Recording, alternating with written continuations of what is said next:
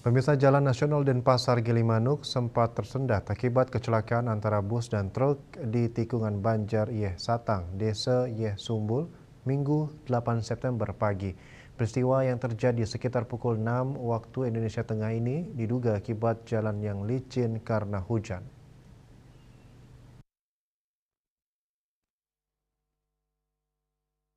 Bus dengan nomor polisi W7832 UN yang dikemudikan Fahrul Lubis Wiranata saat belok di tikungan melewati lajur berlawanan hingga menabrak truk yang bergerak dari arah Denpasar.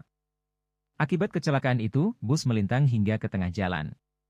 Kapolsek Mendoyo, Kompol Dewa Gede Artana mengatakan tidak ada korban jiwa dalam kecelakaan tersebut, namun kondisi kedua kendaraan ringsek.